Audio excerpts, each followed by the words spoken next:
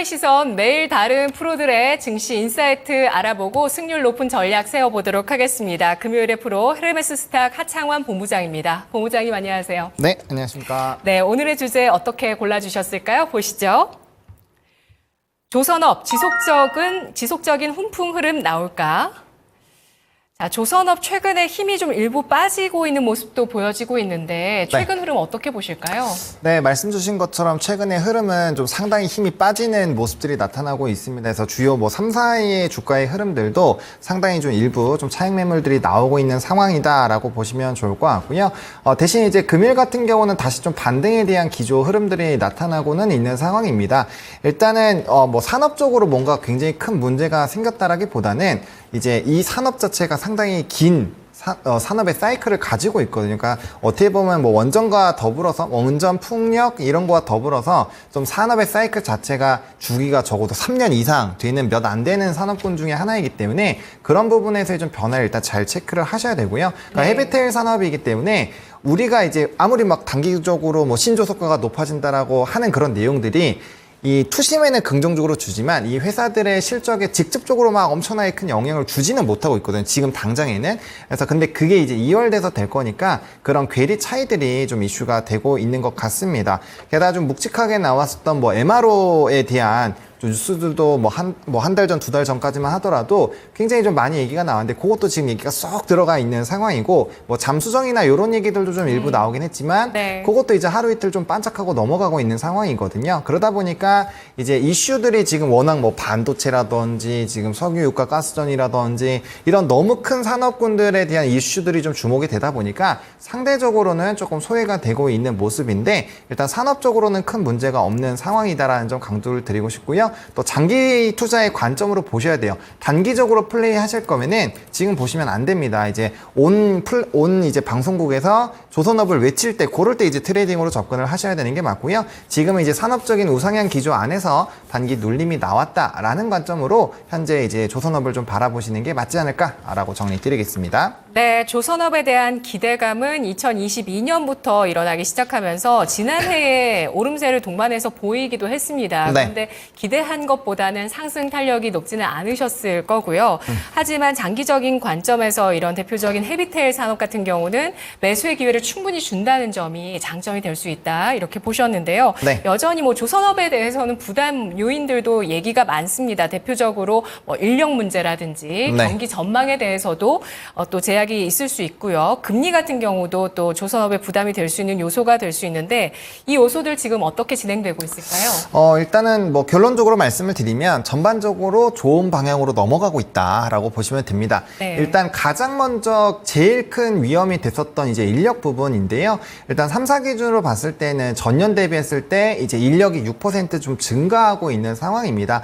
아무래도 이거는 시간적인 부분들이 좀 상당히 필요하지 않겠느냐가 주요 시각이었거든요. 왜냐면 이런 기업들도 굉장히 노력을 하고 있는 입장이었고 정부도 인력에 대한 부분들을 좀 해결할 수 있는 여러 가지 정책을 내놓겠다. 이 관련된 문제가 발생을 했을 때 얘기들이 나왔었는데 근데 이제 사람을 키우고 또 우리나라 같은 경우는 지금 출산에 대한 이슈가 있기 때문에 이게 과연 단기적으로 인력을 좀 크게 늘릴 수 있을까라는 좀 물음표가 상당히 있었거든요. 근데 데이터상으로 봤을 때는 전년 대비 일단 6% 증가를 했기 때문에 상당히 좀 긍정적인 상황으로 바뀌어 나가고 있다라고 보시면 될 것 같습니다. 아무래도 이제 외국인에 대한 이런 노동력도 좀 일부 들어가는 부분들이 있지만 이게 좀 안정화된다라고 했을 때는 상당히 좀 기대가 된다라고 보시면 좋을 것 같고요. 과거 이제 사이클마다 좀 상당히 호황이었던 그런 부분들이 있는데 일단 23년부터 25년까지는 호황기로 보시면 될 것 같고 1인당 부하 기준 자체가 낮지는 않아요. 하지만 이제 그런 부분에서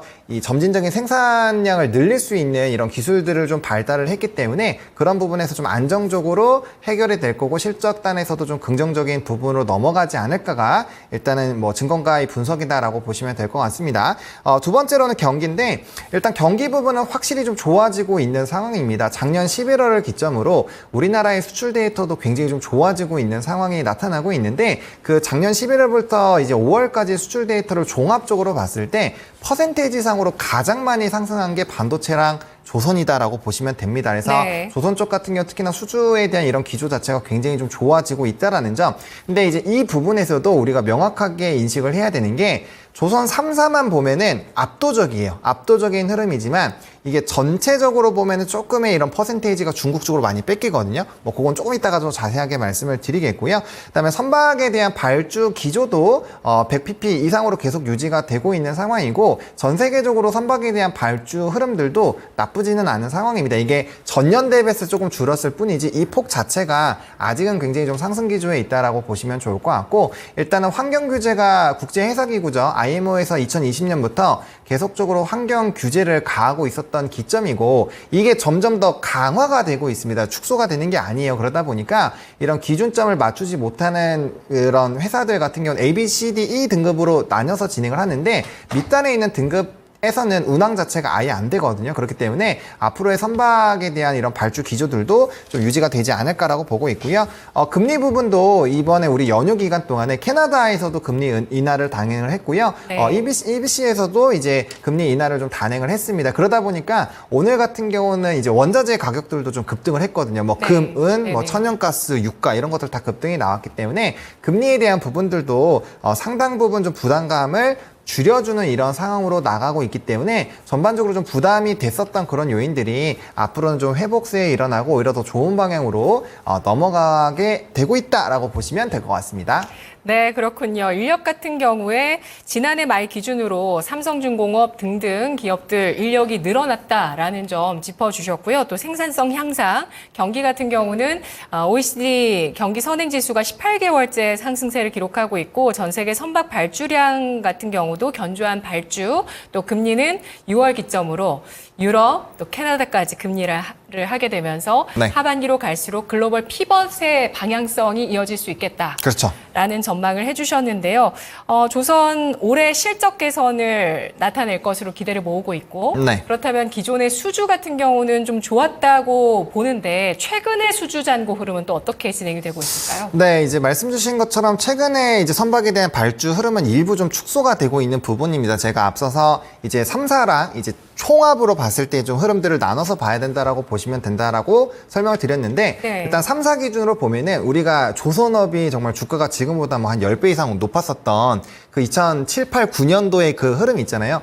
그때랑 거의 수주 흐름이 비슷합니다. 그러니까 어마어마한 수치인데 네. 이게 나머지 종합적으로 다 살펴보면 퍼센테이지가 50%로 뚝 떨어져요. 그렇기 때문에 우리나라 3사가 조금 견인하고 있는 흐름들이 나타나고 있다라고 보시면 될 것 같고요. 요거는 이제 연초부터 좀 시끌시끌했었던 암모니아선 발주를 좀 싹쓸이 했었던 그런 부분들이 영향이 있다라고 보시면 될 것 같거든요. 그래서 3사 기준으로 본다면 신조선가도 좀 견인을 한다라고 말해도 과언이 아닐 정도로 좀 상승 트리거를 만들어주고 있는데 종합적으로 다 합쳤을 때는 좀 떨어진다라고 보시면 될 것 같아요. 그리고 중국 쪽이 나머지 비중들 좀 차지를 하고 있기 때문에 사실상 이런 조선업은 우리나라와 중국의 이제 양 싸움이다라고 보시면 될 것 같습니다. 그러다 보니까 향후 좀 중요한 시점은 이제 LNG선은 사실 우리나라가 꽉 잡고 있는데 메탄올선 같은 경우는 원래 반반이다가 중국 쪽으로 많이 넘어가고 있어요. 특히나 저가선에 대한 부분들은 중국이 많이 치고 올라오고 있는 상황이기 때문에 우리나라 같은 경우는 고부가선에 대한 가치를 얼마나 더 유지를 시킬 것이냐 이게 핵심이거든요.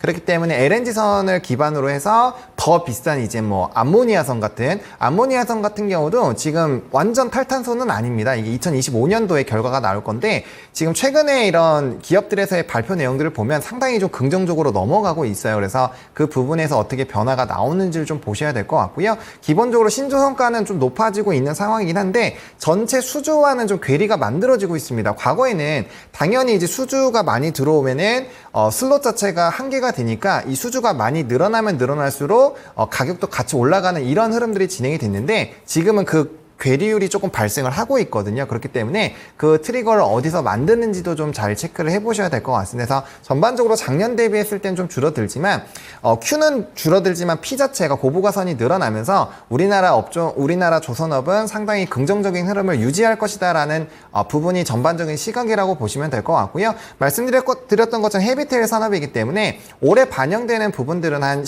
20년, 21년의 흐름들이 반영이 되기 시작을 하는 거고요. 아시겠지만 그 이후로도 우리나라 조선업 대규모 수주라든지 조선가가 계속적으로 높아지는 흐름들이 유지가 되고 있기 때문에 앞으로도 사실 뭐 선박에 대한 수주량이 좀 일부 감소를 하더라도 앞으로 향후에 이런 조선가들이 계속적으로 높아지는 흐름들이 향후 몇 년간 반영이 될 거기 때문에 너무 부정적으로 보실 필요가 전혀 없다라는 점, 그리고 앞으로 가면 갈수록 긍정적일 것이라고 보시면 될 것 같고요. 또 26년과 7년도에 카타르와 모잠비크에 대한 대규모 수주 슬롯들에 대한 이런 기대감들이 여전히 남아 있어요. 그러니까 우리가 수주를 받은 것들이 26년, 7년까지 이미 3년 뒤에 것까지 거의 어느 정도 해결이 되어 있는 상황이기 때문에 사실 긴 사이클로 본다라고 한다면 조선업은 대호황기에 들어서고 있는 것은 맞다라는 부분으로 해석을 해보시면 좋을 것 같습니다. 네. 지난 2008년 정말 엄청났던 조선주 시세가 있었는데 그쵸. 그때만큼의 잔고가 지금 이미 쌓여 있고 네. 신조선가도 올라가고 있다는 점 긍정적으로 보셨는데요. 그러면 그때 당시 2008년과 지금 비교를 했을 때 차이점이 있다면 뭐가 있을까요? 차이점은 우리나라에서 이런 조선업의 특성이 지금 이제 고부가 쪽으로 너무 많이 쏠려 있다라는 거죠. 그래서 저가 부분에서의 이런 문제가 계속 생기게 되면 전체적인 큐 자체가 좀 줄어들 수가 있거든요. 그렇기 때문에 이 센티적인 부분으로 조금 차이가 있다라는 점.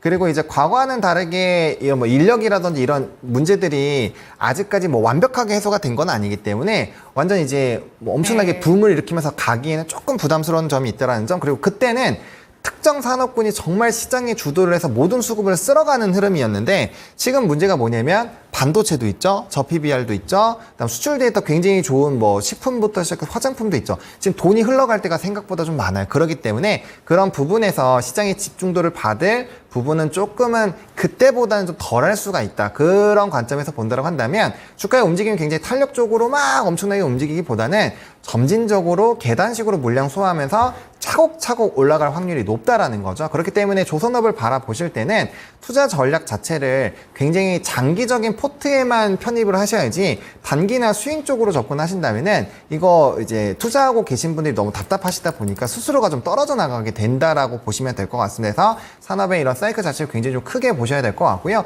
수주 잔고로만 보신다면은 HD 한국조선해양을 보시는 게 단연 맞습니다. 왜냐면 이제 고부가선에 대한 수주 흐름들의 거의 50%에서 60% 사이를 HD 한국조선해양이 다 쓸어가고 있어요. 그렇기 때문에 수주로 본다라면 그 종목을 보시는 게 맞는데 예. 뭐 MRO라든지 해양플랜트라든지 기타 부분까지 좀 보신다라고 한다면 3사죠. 하나오션과 삼성중공업까지 같이 포함을 하셔가지고 보실 필요가 있다라고 정리 드리겠습니다. 네, 알겠습니다. 두 가지 투자 포인트를 가지고 조선주 나눠봤고요. 이러한 종목들 좀 주가 낮을 때 잡아서 네. 엉덩이 무겁게 길게 가져가는 투자 전략이 유리할까요? 그렇죠. 많이 무겁게.